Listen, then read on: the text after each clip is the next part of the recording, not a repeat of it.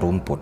Dua bujang lapuk yakni Badra dan Dahuo sedang mengejar seorang perawan tua bernama Sing Sing yang lagi menunggangi kuda sambil dikerubungi lalat karena diam-diam kabur dari perguruan buat balikan ke mantan toksiknya, dan Badra ditugaskan menjemputnya. Mereka pun berhenti sejenak. Di tempat lain, seorang murid jomblo sekte Tianyi melapor kalau telah menemukan pintu gua di mana disinyalir kapak tumpul legendaris Kaisar Wu berada. Nirong, guru sekte gerbang Tianyi, pun sangat jijik mendengarnya dan melapor ke tetua Zuo dan Grandong, sang pangeran dari sekte Pulau Qinghu. Bukannya gembira, tiba-tiba anggota sekte Qinghu menusuk pantat guru dari belakang dengan pedang tumpulnya. Asli pantat guru lemah banget. Nirong protes, "Salah pantat gue apa? Kami kan udah ngebantu skuad Nob lu." Grandong jawab, "Nggak ada sih, cuma jijik aja lihat skuad beban lo. Isinya cowok semua. Udahlah, habisin aja mereka semua." Guru Nirong pun langsung menggunakan jurus pasir proyek untuk kabur dari sana. Di persembunyian, guru memberikan lonceng kuno kunci pembuka ruang harta karun Kaisar Wu ke murid ampasnya si Sun Er dan berwasiat untuk menyebarkan berita soal penemuan harta karun kapak Wu ke seluruh sekte dan jangan sampai jatuh ke tangan sekte Qinghu. Sun Er nggak tega meninggalkan gurunya, tapi langsung diterjang sampai terlempar dan terguling-guling. Asli sok manja banget. Guru pun kembali joget TikTok, sedangkan Sun Er segera kabur dari sana dan sayangnya diketahui oleh Grandong dan langsung memanahnya tepat menembus dadanya. Meski terluka parah, Sun Er tetap berusaha kabur. Mereka pun langsung memburu Sun Er. Sekte Qinghu pun berkomunikasi dengan peluit gang parkir dan kompak mengepung Sun Er yang tak sengaja ditemukan oleh skuad Badra. Alhasil mereka pun malah nggak sengaja ikut dikepung murid-murid sekte Qinghu. Diam-diam Sun Er memberikan lonceng ke Sing Sing. Bersamaan muncul Grandong dan ajudannya meminta lonceng kuno. Sun Er bilang, "Kalian sekte Qinghu memang benar-benar babi. Cuma demi kapak tumpul Kaisar Wu kalian tega menghabisi seluruh klan gue yang belum dapat jodoh." Grandong bilang, "Emang gue pikirin, udah habisin aja semuanya." Daeho bilang, "Bang, kami kan nggak salah, kenapa ikut jadi target? Tolong lepasin kami, gue juga belum kawin bang." Badra menambahkan, "Ya kami ini lagi nyari jodoh bukan nyari masalah, jadi lepasin kami ya sob." Zhao berbisik, "Dek Grandong, si Badra ini adalah keturunan klan Guiyuan. Dengar-dengar ranknya udah sempurna, bahaya dek." Grandong jawab, "Alah, please deh, gue udah rank epic loh. Udah cepat habisin semua pria tulang lunak dan biarin si janda itu tetap hidup." Saat pasukan Hiu menyerang, Badra menyuruh Dahuo membawa Sing Sing kabur ke diskotik terdekat dan biar dirinya mengajari mereka karaokean. Duel pun pecah dan Sun Er seketika langsung tamat. Asli lemah banget. Sebaliknya, Badra dengan entengnya membabak belurkan seluruh prajurit kacangan di sana dengan tombak wirelessnya. Asli tombak wireless OP parah. Saat lengah, leher Dahuo terkena gesekan pedang terbang kiriman Grandong sehingga auto tumbang. Badra pun auto emosi melihatnya dan dalam sekejap menghabisi seluruh pasukan di sana dan ingin menghabisi Grandong. Tetua Bai coba menghadang, hanya dengan sekali gesek langsung tamat. Asli lemah banget. Grandong yang tadinya angkuh seketika langsung ciut jadi pengecut karena ternyata level kungfu Badra jauh di atasnya. Terpaksa Tetua Zhao maju untuk melindungi dan dalam sekejap mengeluarkan jurus tebasan angin yang gesekannya langsung mengembang apikan ujung tombak Badra dan berhasil dihindari.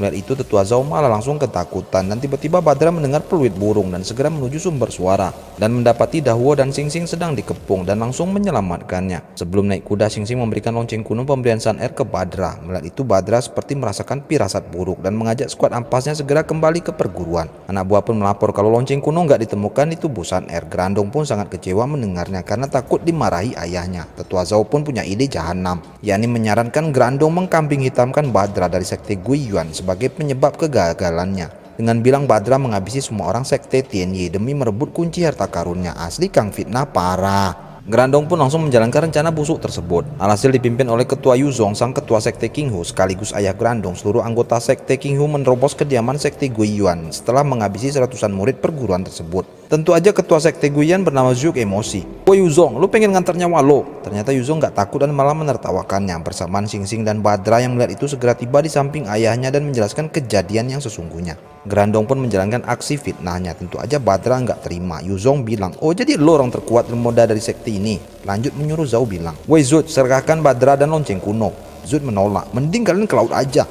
Badra menjelaskan ke gurunya saat memetik tanaman obat, orang dari sekte Tianyi menitipkan lonceng kuno ke Sing Sing. Setelah itu dia dihabisi oleh Grandong. Yuzong terus menuntut Badra bertanggung jawab dengan memfitnahnya telah menghabisi tetua Bai dari seluruh sekte Tianyi hanya demi merebut lonceng kuno dari mereka. Ketua Zut nggak bisa berbuat apa-apa karena nggak punya bukti untuk membela Badra. Alhasil demi menyelamatkan sekte Gui, terpaksa Badra mengorbankan diri keluar dari perguruan Guiyuan, sehingga otomatis perguruan Guiyuan terbebas dari segala tuduhan. Lanjut bilang, "Sekarang gue udah resmi keluar dari sekte Guiyuan, jadi yang mau lonceng kuno silakan buy one sama gue." Tiba-tiba Grandong memanah Badra dari belakang. Sing Sing yang melihat itu langsung pasang badan sehingga terkena panah dan tumbang. Badra pun langsung menyambutnya dan tak lama Sing Sing pun tiada di pangkuannya. Asli tega parah. Badra pun sangat marah dan bertekad akan menghabisi Grandong dengan tombak saktinya. Grandong pun sangat ketakutan, meskipun dengan secepat becak mencoba menghabisi Grandong berulang kali selalu gagal karena puluhan prajurit pasang badan melindunginya. Asli pengecut parah. Alhasil perang antar sekte yang coba dicegah oleh guru tetap pecah juga. Guru Zut hanya bisa menyesali kepergian anak gadis tercintanya.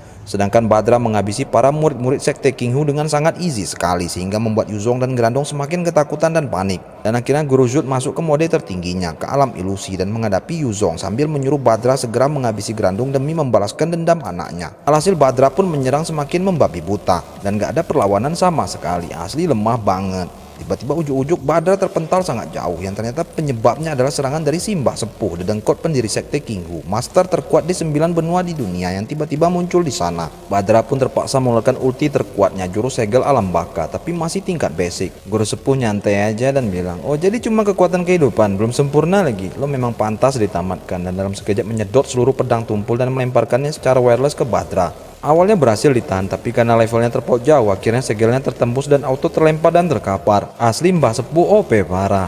Dan saat akan dihabisi segera dihadang oleh Guru Zut dan menyuruh Dahao membawa Badra kabur dari sana. Zut pun berhasil menghancurkan formasi ribuan pedang terbang tersebut dengan kekuatan apinya dan bilang, "Kalian ingin kekuasaan kecamatan Jialing, gue turutin. Kalian minta harta karun murid gue juga turutin. Bukannya terima kasih kalian malah ngabisin putri gue, dasar nggak tahu diuntung. Pokoknya hari ini kalian semua akan gue binasakan." Lanjut berubah ke form manusia titan api raksasa. Mbah Sepuh slow aja dan bilang, "Ternyata diam-diam lo udah mencapai tingkat tertinggi alam ilusi kayak gue ya. Percuma lo hidup selama ratusan tahun kalau nggak tahu masih ada kelemahan di alam ilusi. Emang gue udah 500 tahun tapi gue bisa mengeluarkan ulti 2 kali lagi. Dan lu udah memenuhi syarat." Lanjut mengeluarkan ulti pedang gaib dan hanya dengan sekali tebas berhasil memusnahkan Guru Zut sampai tak bersisa. Asli OP parah. Dan dari kejauhan terlihat petir disertai lubang api raksasa di puncak langit, menandakan Guru Zut telah dikalahkan dan dimusnahkan. Badra dan Dahwo yang melihatnya dari kejauhan pun sangat bersedih atas kepergian gurunya tersebut. Tiba-tiba Dahwo dan Badra terjatuh dari kudanya karena luka yang terlalu parah. Tiba-tiba muncul Bang Kerudung langsung menghabisi Dahwo dan merebut lonceng kuno dari Badra yang tak sadarkan diri. Asli tega banget. Jadi ini adalah dunia bucin penuh gebadut, penuh aliran berbeda. Ribuan tahun yang lalu, seorang bujang lapuk ahli pijat bernama Kaisar Wu menguasai dunia bucin dengan sebuah teknik paling sakti bernama kapak super tumpul. Sampai-sampai membagi dunia jadi 9 benua. Setelah Kaisar Wu menghancurkan kehampaan, 9 benua jadi kacau. Sekte kerajaan Wu, sekte Ying, sekte Elang Salju, sekte Hongqian, dan ke-9 sekte besar lainnya dibagi jadi 9 wilayah. Orang-orang terkuat membagi dunia lusa dan alam bakat. Petarung lusa bisa melampaui makhluk hidup. Namun di alam bakat masih ada satu tingkat tertinggi legendaris, yakni alam ilusi. Di 9 benua pernah muncul banyak master ilusi seperti Kaisar Wu, Dewa Pedang Litai Babi, dan Adipati Sengkang Baplang yang pada akhirnya mereka juga menghancurkan kehampaan seperti Kaisar Wu, meninggalkan planet ini dalam kegalauan. Paginya Badra pun telah berada di atas becak di bawah Bang Kerudung ke diskotik terdekat. Tiba-tiba dalam kondisi setengah sadar dan setengah sinting, Badra melihat sebiji bujang lapuk sedang duduk mikirin angsuran HP-nya dengan sekujur tubuhnya dikelilingi aura api. Dan terdengar suara bilang, "Lu nggak bakal bisa kembali ke surga lagi." Dan seketika Badra tersadar dan melihat gadis yang mirip banget dengan Xing Xing, yang ternyata gadis itu bernama Yi Jun. Dahwo pun muncul di sana memperkenalkan kalau Li Jun itu adalah pedagang miras oplosan dari Gunung Tianzhen. Dan mereka lah yang telah menyelamatkan Dahwo dan Badra. Badra pun dengan biji mata keranjangnya yang penuh kemupengan tak henti-hentinya menatap wajah Li Jun yang sangat mirip dengan wajah Xing Xing si mantan toksiknya dulu. Alhasil Li Jun pun jadi salting tersipu malu diplototin Babang tampan Badra berwajah full mupeng. Dan bersamaan muncul Paman Tong, sang bos karavan dagang Gunung Tianzhen, dan terungkap kalau Badra udah pingsan selama 3 hari 3 malam. Dan obat dari Paman Tong lah yang menyelamatkan jiwa bucinnya dari kegalauan. Badra pun langsung berterima kasih ke Li Jun dan Paman Tong. Paman Tong pun mengundang mereka untuk minum miras oplosan. Lanjut mengajak Li Jun bicara 4 mata dan bilang, "Dek Li Jun, mending jangan ikut campur urusan mereka sebab kondisi saat ini sangat mencekam.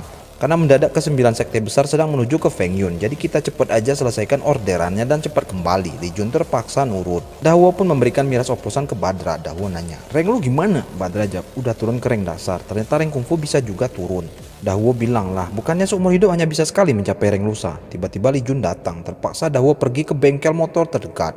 Li Jun penasaran, "Gue mirip debt kolektor pinjol ya?" Badra jawab, "Enggak, tapi mirip mantan toksik gue."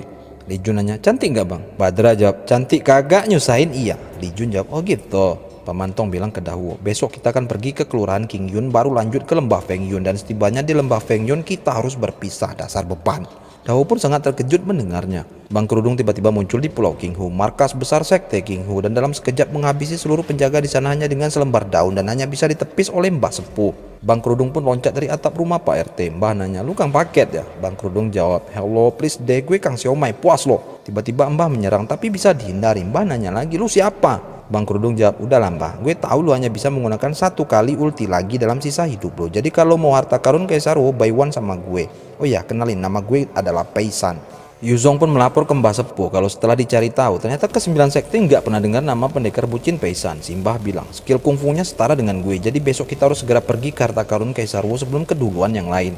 Yuzong bilang, "Entah siapa yang udah membocorkan berita sehingga semua sekte udah tahu soal harta Kaisar Wu tersebut. Sekarang ke-9 sekte udah berkumpul, gue nggak tahu cara menghadapi mereka semua." Simbah jawab, "Dek, Mbah nggak bisa membantu lu terus, gue udah 500 tahun, jadi harus cepat masuk ke dunia ilusi. Kalau nggak pondasi ribuan tahun kita akan lenyap dalam sekejap." Sambil memperlihatkan poster buronan Badra, Li Jun nanya, "Ini gambar abang kan? Emang abang salah apa sampai-sampai jadi buronan termahal dengan imbalan 100.000 keping emas?" Badra pun mengajak Dawo untuk pergi esok hari. Tiba-tiba rombongan bandit menyerbu skuad pedagang. Meskipun udah turun rank, tapi Badra masih terlalu OP buat para bandit liar, dan hanya dengan sekali gesek dengan pedang tumpulnya berhasil menghabisi seluruh bandit sampai-sampai hanya menyisakan pimpinan banditnya aja. Dan ternyata hanya dengan sekali tebas ketua bandit pun tumbang. Asli lemah banget. Li Jun tiba-tiba memungut tasbih milik Badra yang terjatuh dan gak mau mengembalikannya. Tiba-tiba Li Jun sakit kepala karena teringat utang-utang pinjolnya dan langsung dibawa Paman Tong ke diskotik terdekat untuk didugemkan. Gerandong bilang, "Jadi Simbah leluhur hanya bisa mengeluarkan satu pedang lagi. Kalau sampai Simbah tamat, kita nggak punya backingan kuat lagi dong." Ayah jawab, "Justru itu nak, lu harus rahasiakan ini dari semua orang." Ternyata ada prajurit yang gak sengaja mendengar obrolan mereka, sehingga demi menjaga rahasia mereka semua pun langsung digeseki sampai tamat oleh Yuzong. Asli tega banget. Singkatnya, rombongan Li Jun pun tiba di kota Fengyun. Ternyata di sana udah ada Gerandong dan skuad ampasnya. Li Jun pun menyuruh Badra dan Dahuo menginap di kandang ayam dan berencana membawa Badra ke pavilion Linglong untuk membelikan senjata yang bagus untuknya. Dahuo bilang ke Badra, "Kayaknya nih cewek jijik banget deh sama lo." Esoknya Li Jun, Dahuo, dan Badra telah tiba di pavilion Linglong dari Gunung Dewa Langit, satu-satunya toko senjata terbaik di dunia. Li Jun ingin membelikan senjata terkuat di dunia sebagai bentuk balas budi ke Badra karena udah menyelamatkan nyawanya. Di dalam pavilion Linglong udah ada pendekar Seng dari sekte Elang Salju yang menemui dua pendekar seksi dari sekte Istana Li karena udah mendengar gosip soal harta karun Kaisar Wu. Dan ternyata di toko tersebut tidak menerima emas dan perak sebagai pembayaran, melainkan hanya menerima barter dengan senjata yang sepadan. Dahuo memberikan pedang tumpulnya ke Badra untuk ditukarkan dengan senjata baru dan bilang, "Pedang gue memang hanya terbuat dari gabus, tapi seenggaknya bisa dijadikan alat tukar. Karena meskipun kungfu abang udah turun rank, gue yakin abang masih bisa push rank lagi. Lanjut pergi ke tempat karaoke terdekat." Saat masuk, semua pendekar di sana pun langsung menatap Badra dengan tatapan penuh kejijian karena dia buronan nomor 1 sekte King Hu. Li Jun bilang, "Bang, ini adalah toko senjata terbaik dan terplastik di dunia ini. Semua senjata gabus terbaik ada di sini."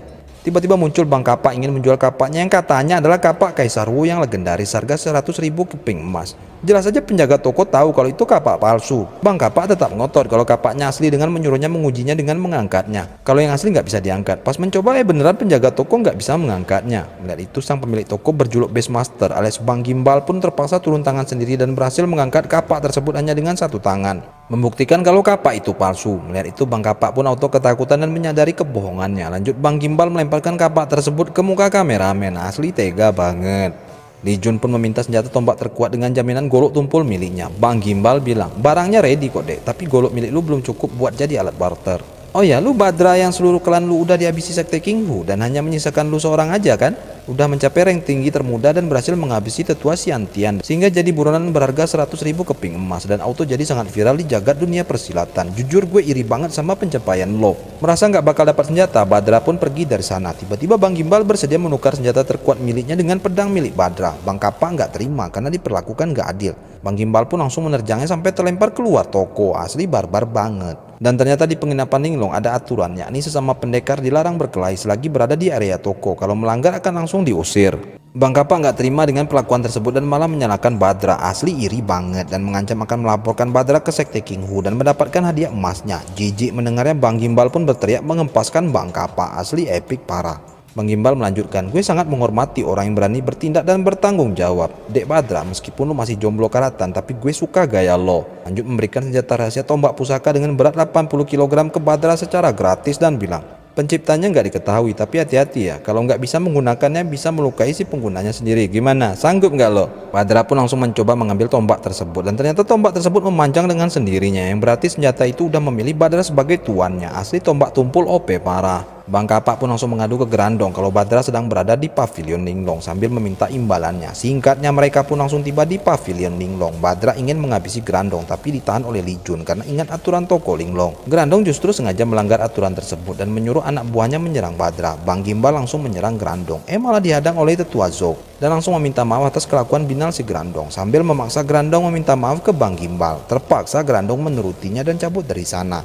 Saat di luar tiba-tiba anak buahnya berbisik, lanjut Grandong mengancam, "Woi Badra, kalau lu nggak memberikan tuh lonceng kuno ke gue, maka teman beban lu si Dahu bakal gue tamatin." Bang Kapak pun menagih hadiahnya ke Grandong. Bukannya dapat emas, justru gesekan pedang tumpul di lehernya yang dia dapat, sehingga langsung tamat di tempat. Asli rugi bandar. Meski dilarang Li Jun, Badra yang udah muak dengan sikap Grandong memutuskan tetap pergi menemui Grandong demi menghabisinya sekaligus menyelamatkan temannya. Singkatnya Badra menyaturini Grandong di tengah pasar dan ternyata Dahuo sedang digantung di tengah-tengah pasar dan bilang, "Cepat lepasin teman gue." Grandong jawab, "Oke fine, lepasin dia." Tentu aja langsung jatuh dan seketika auto tamat. Asli Grandong babi banget. Hujan pun turun, Badra pun sedih bukan kepalang melihat adik seperguruannya justru kehilangan nyawanya. Grandong pun menyuruh anak buahnya menyerang, tapi hanya dengan sekali babit semua prajurit Nob auto terpental dan terkapar. Asli lemah banget. Lanjut memanggil tombaknya secara wireless dan tiba-tiba dihadang oleh bapak Grandong. Bersamaan terdengar suara, "Beraninya mengeroyok jomblo lemah, dasar gak tahu malu." Dan bersamaan selendang membelit tubuh Badra dan membawanya terbang ke desa sepi. Dan ternyata pemilik selendang itu adalah pendekar dari sekte Hongtian yang cantik dan seksi. Lanjut bilang, "Dek Badra, kakak kan udah nyelamatin adik, kok nggak terima kasih sih?" Dan tak lama Yuzong, Grandong dan tetua Zhou juga tiba di sana ingin menghabisi Badra. Tiba-tiba terdengar suara Pisan bilang, "Yang kuat menindas yang lemah, memalukan." Simbah sepuh yang mendengarnya langsung tiba di sana dan bilang, "Keluar lo kalau berani, apa lo takut sama gue si buta tua ini?" Pisan bilang sekte Kinghu terlalu berambisi mendapatkan harta Kaisar Wu. Tiba-tiba muncul pula biksu Monika dari sekte Moniji, disusul trio payung rusak, lanjut Xiao Yu dari istana Yu, lanjut muncul Seng si pendekar elang salju dan gadis kecapinya. Dan sekarang seluruh ke-9 sekte terbesar di 9 benua telah berkumpul dan mereka udah tahu kalau harta warisan Kaisar Wu telah ditemukan 30 mil dari gerbang Feng Yun. Dan mereka semua ingin sama-sama pergi ke gerbang Feng Yun dan membagi rata harta Kaisar Wu tersebut. Mbah Sepuh nggak terima dan mengancam akan menghabisi ke-9 sekte. Pisan bilang, "Udahlah, jangan sok keras. Jurus pedang sakti lu tinggal 1 kali pakai lagi kan." Seluruh sekte lainnya pun terkejut mengetahui rahasia tersebut sehingga nggak jadi takut sama Mbah Sepuh. Merasa nggak berdaya, Mbah Sepuh pun terpaksa setuju mengajak ke-9 sekte pergi ke gerbang Feng Yun esok hari, lanjut menghilang dari sana. Yuzong ingin menghabisi Badra demi merebut lonceng kuno darinya, tapi dicegah oleh seluruh sekte lainnya. Lanjut mereka satu persatu merayu Badra memberikan lonceng kuno ke mereka dengan memberikan jaminan perlindungan dari sekte Kinghu. Mendengar itu Badra langsung mengeluarkan lonceng kuno dan bilang, "Kalian rela mengorbankan nyawa orang gak berdosa hanya demi lonceng kuno ini. Nih ambil lonceng busuk ini." Lanjut membuang lonceng kuno tersebut dan pergi. Bersama Li Jun tiba di sana. Jenazah Dahuo pun udah disemayamkan. Badra pun sangat bersedih atas kepergian temannya dan sekarang tinggal dia seorang yang tersisa dari klan Guiyan. Li Jun coba menghibur Badra. Badra justru bilang, "Mending adik menjauh karena semua orang yang dekat dengan gue jadi berumur pendek." Li Jun bilang, "Enggak bang, adik akan tetap di sisi abang apapun resikonya." Asli sok sweet banget. Esoknya Badra menguburkan Dahuo dan bilang, "Selamat jalan sahabat." Lanjut pergi dari sana. Sepeninggal Badra tiba-tiba Dahuo bangkit dari kubur. Sedangkan ke-9 sekte besar telah tiba di depan pintu gerbang, tempat di mana harta warisan Kaisar Wu disimpan. Tiba-tiba Badra mendengar suara peluit burung dari sekte Kinghu dan langsung bergegas ke sumber suara. Saat tiba di TKP, area tersebut penuh dengan mayat anggota karavan dagang. Badra pun mencari Li Jun dengan panik. Pamantong yang sekarat bilang, "Cepat selamatkan Li Jun. Dia diculik Grandong bucin dan dibawa ke lembah Feng Yun." Lanjut Pamantong pun tamat. Badra pun langsung menyaturni Grandong dan nanya, "Mana Li Jun?" Li Jun pun langsung dibawa keluar sambil ditodong pisau tumpul. Badra nanya, "Mau lu apa?" Grandong jawab, "Gue pengen nyawa lo," dan langsung menyuruh anak buahnya mengeroyok Badra dengan mengeluarkan jurus gabungan 1000 pedang terbang. Pas lengah, Badra diam-diam melempar pisau wirelessnya sehingga melepas ikatan Li Jun dan seketika seluruh pedang bersatu jadi satu pedang raksasa bersiap menghujam Badra. Badra pun bersiap melawannya dengan jurus tinju super serius dan berhasil menghancurkan serangan tersebut dan seketika membuat mereka auto muntah marjan. Asli lemah banget. Lanjut dengan tombak wirelessnya menghabisi seluruh prajurit Nob di sana. Li Jun berhasil melepaskan diri, lanjut kabur dari sana dan melompat ke jurang. Grandong dan skuad ampasnya nggak berani mengejar dan menyimpulkan kalau Badra udah menemui ajalnya. Grandong pun langsung melapor ke ayahnya kalau Badra udah dia tamatin. Ayah pun sangat gembira mendengarnya. Lanjut mengeluarkan lonceng kuno dan bilang ke seluruh sekte lainnya kalau yang masuk hanya pendekar yang tinggi, sedangkan yang rank rendah harus berjaga di luar untuk menjaga gerbang agar tetap terbuka jika hal yang buruk terjadi di dalam sana, karena pasti banyak jebakan di dalamnya. Tapi ke-9 sekte nggak setuju dan ingin semuanya ikut masuk sehingga terjadi keributan. Simba pun langsung mengeluarkan auranya dan bilang, siapa yang nggak nurut bakal gue habisin. Mendengar itu semuanya pun auto nurut. Yuzong pun memasang lonceng kuno sebagai kunci dan memutar knob sehingga seketika gerbang pun terbuka dan ada kameramen di dalamnya. Asli kameramen terkurung parah. Para pendekar yang tinggi pun memasuki ruangan tersebut. Di tengah jalan tiba-tiba Simba menstop Grandong, sedangkan sekte lainnya terus jalan dan tiba-tiba muncul jutaan tetesan air bercahaya mengambang di udara. Yang ternyata jika mengenai tubuh langsung membakar habis tubuh manusia, dan yang jadi korban jebakan tersebut adalah si cantik Hong Tian. Asli mubazir banget. Lanjut Simba sepuh hanya dengan sekali tempeleng menghapus seluruh air api tersebut sehingga jalur aman untuk dilewati. Tapi tak lama air api itu kembali dan membakar orang-orang yang telah melewatinya sampai jadi asap. Seng merasakan firasat buruk dan berwasiat ke gadis kecapi, "Dek, tolong angkatin jemuran abang ya." Tiba-tiba muncul Badra di depan gerbang. Semuanya terkejut karena ternyata dia masih hidup. Lanjut Badra menghabisi seluruh pendekar kacangan di sana. Semuanya takjub melihat jurus kungfunya yang udah naik lagi, yang harusnya nggak mungkin terjadi. Si Tapai bilang, "Jangan masuk." Badra jawab, "Siapapun yang menghadang bakal gue habisin." Terpaksa si Tapai minggir. Badra pun mencabut lonceng kuno dari knobnya. Lanjut masuk bersamaan gerbang pun tertutup. Di dalam dia menemukan ruangan yang auranya sangat kuat sehingga sangat sulit untuk melangkah, dan akhirnya meski dengan susah payah berhasil memasuki ruangan di mana semua sekte besar lainnya sedang terdiam mematung mengamati batu gabus terbang di tengah-tengah ruangan. Dan tiba-tiba Badra juga kena rantai gaib sehingga juga nggak bisa bergerak, dan di alam lain Badra melihat dua Susano sedang berduel mewakili masing-masing pendekar. Gadis Li bilang ini adalah batu gabus peninggalan Kaisar Wu. Pemenang akan lanjut dan yang kalah akan tamat. Selama game catur belum selesai maka seluruh player akan tetap terbelenggu oleh batu catur ini. Seng yang kalah main catur coba curang dengan menyerang player secara langsung sehingga tiba-tiba wajahnya dalam sekejap jadi terlalu glowing akibat kebanyakan pakai skincare sehingga auto terbakar dan musnah jadi abu. Asli skincare OP parah. Giliran Grandong yang berduel tapi kalah sehingga menghilang masuk ke dalam alam gaib. Badra pun masuk ke dunia gaib dan mendengar fluit burung dan langsung pergi ke arah sumber suara tersebut. Zhou pun juga tiba di sana mencari Grandong untuk menyelamatkannya. Badra pun menghabisi salah satu anggota King Hu dan merebut fluid burungnya, dan saat akan meniup fluidnya tiba-tiba muncul serigala dari alam gaib, dan setelah lama-lama melihatnya tiba-tiba serigala itu malah kabur dari sana. Asli nggak jelas banget. Bersamaan lonceng kuno di tangannya bersinar, Grandong diserang oleh zombie goib. Untungnya datang Zhou menyelamatkannya. Tiba-tiba Grandong mendengar suara fluid, dia pun langsung bergegas ke sumber suara karena menyangka bunyi dari ayahnya, yang padahal aslinya sengaja dibunyikan oleh Badra untuk memancing Grandong. Yuzong panik dan segera mencari Grandong. Rencana Badra pun berhasil, Grandong masuk perangkap Badra. Lanjut dia kabur dan dikejar oleh serigala. Saat lengah dengan secepat becak, Badra menghabisi tetua Zhou dengan tombaknya. Asli OP parah. Akhirnya Grandong tersudut, dia pun mengemis meminta ampun, tapi Badra udah terlanjur dendam dan muak dengan semua kebohongan dan kejahatan si Grandong, dan saat akan menghabisinya nggak sengaja Badra menjatuhkan lonceng kuno sehingga Yuzong, Badra dan Grandong masuk dimensi lain. Tiba-tiba muncul portal pintu keluar. Yuzong memohon agar Badra mengampuni nyawa anaknya. Lanjut kabur menuju portal sebelum pintunya tertutup meninggalkan anak bebannya, dan akhirnya Badra berhasil membalaskan dendam ke sumatnya, menusuk perut Grandong sampai tembus dengan tombaknya sambil disaksikan oleh ayahnya sendiri. Rasain. Dan Grandong pun tamat. Nggak terima Yuzong bersumpah akan menghabisi Badra saat di luar nanti, dan berhasil keluar tepat waktu sebelum gerbang menutup, sedangkan Badra harus terjebak di dalam sana. Tiba-tiba Yuzong melihat ke-9 sekte terdiam mematung dengan sinar terhubung ke langit melilingi sebuah batu bertuliskan mantra hati Kaisar Wu, dan seketika Yuzong juga ikut mematung. Simba pun didatangi oleh Peisan. Simba pun sangat bersemangat ngajak duel Peisan yang dianggap lawan yang sepadan baginya. Ternyata Peisan gak tertarik berduel dengan Simba dan bilang, bukan gue tapi si keajaiban lah yang bakal berduel dengan Simba. Mendadak hologram Kaisar Wu muncul di depan Badra dan bilang, gue sangat gembira karena lo udah membuat pilihan yang spesial. Game ini memang ciptaan gue, dan selama ini seluruh peserta keluar di detik-detik akhir, dan banyak yang gak menyangka kalau pintu ketamatan adalah pintu kehidupan yang sesungguhnya. Dan gue senang lo bisa jadi penerus gue. Lo udah berhasil melewati seluruh ujian gue, jadi gue bakal mewariskan seluruh kekuatan gue ke lo, termasuk jurus kapak pencipta langit milik gue yang tak tertandingi, dan ada kejutan bagus untuk lo. Jadi nanti pergilah ke Pulau Timur Laut Jojo, bantu jaga keturunan gue. Gue juga meninggalkan barang bagus di sana untuk lo. Lanjut menghilang. Badra pun keluar dari portal tepat di mana Simba berada. Simba bilang, oh jadi lo keajaiban yang dibilang Peisan itu. Lo murid bebannya ya? Badra jawab, sorry ya, gue nggak kenal. Oh ya, cucu lo udah gue habisin. Jadi tinggal menghabisi Yuzong dan lo. Maka klan King Hu bak gue pastikan punah. Simba jawab, maaf dek, kungfu lu terlalu cetek. Lu nggak pantas menerima ulti terkuat gue yang terakhir. Badra pun memasang ancang-ancang mengeluarkan jurus segel kehidupan yang udah sempurna, yang udah berevolusi ke tingkat tertingginya, yakni segel ketamatan. Simba yang melihatnya bilang, lu udah naik rank lagi ya? Bahkan sekarang rank lu jauh lebih tinggi dari sebelumnya. Udah berada di rank tertinggi, rank ilusi selevel sama gue, dan bahkan mewarisi kekuatan Kaisar Wu yang tiada tanding. Padahal gue udah menghancurkan kekuatan kungfu lu sehingga lu sekarat hampir tamat. Malah lu jadikan jurus terkuat andalan lu.